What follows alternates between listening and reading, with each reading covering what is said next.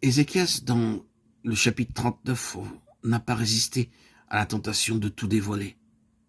Il venait tout juste d'être merveilleusement guéri de sa maladie et sans nul doute se sentait très mis en valeur en pensant que bien peu de personnes dans le monde avaient eu une expérience semblable à la sienne.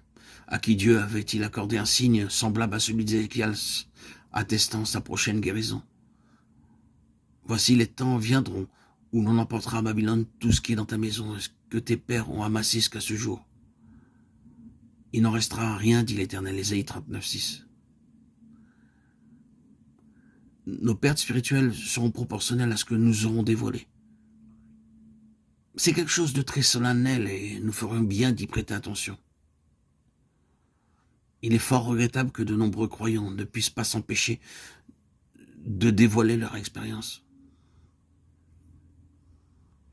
Rendre témoignage est une chose, se complaire en exposant ses propres expériences en est une autre. Quel est notre objectif dans le témoignage? Cherchons-nous à édifier les autres ou recherchons-nous le plaisir de parler, d'être sous le feu des projecteurs?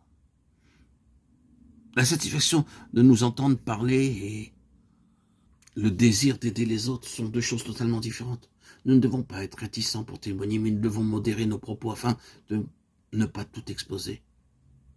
Nous pouvons dire quelle grande chose le Seigneur a faite pour nous, mais nous ne devons pas les publier à qui veut les entendre, ni tout exposer.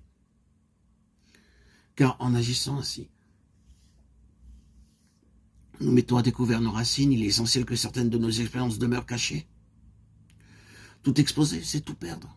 Souvenons-nous que si nous dévoilons tout notre trésor, la captivité ne pourra pas nous être épargnée. Si nous mettons à nu nos racines, nous nous rendons vite compte que nous les avons exposées aux attaques de l'ennemi et Dieu ne nous protégera pas. S'il désire que nous apportions un témoignage, nous devons le faire avec sa grâce puisqu'il nous le demande, mais nous devons garder cachées toutes les autres expériences. La même chose s'applique à notre travail. Par sa grâce, Dieu a accompli quelque chose à travers nous.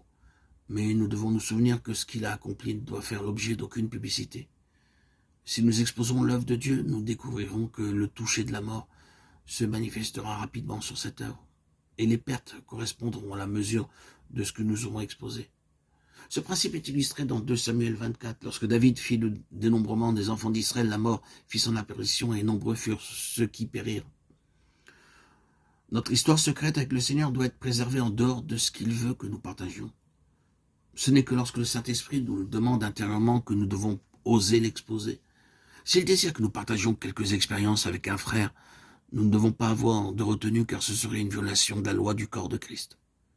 La communion est la loi de la vie corporative. C'est pourquoi quand la vie dans l'homme intérieur se met en mouvement pour couler d'un frère vers l'autre, il ne doit pas y avoir de réticence.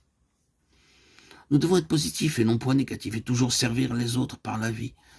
Si nous sommes absorbés sans cesse par nos expériences et que nous en parlons aux autres du matin jusqu'au soir, nous nous exposons aux assauts de l'ennemi. Je crois que nous devons apprendre ce que signifie le corps de Christ et ce qu'est la libre circulation de la vie parmi les membres. Mais je crois aussi que nous devons apprendre à sauvegarder ce qui fait partie de notre intimité avec le Seigneur, en tant que membre de son corps.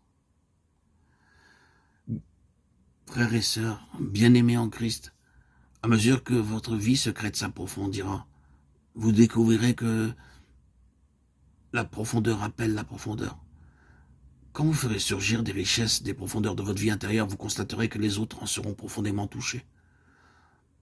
Sans faire beaucoup d'efforts extérieurs, accordant seulement une paisible réponse au mouvement intérieur de la vie, vous atteindrez une autre vie et cette autre vie recevra de l'aide.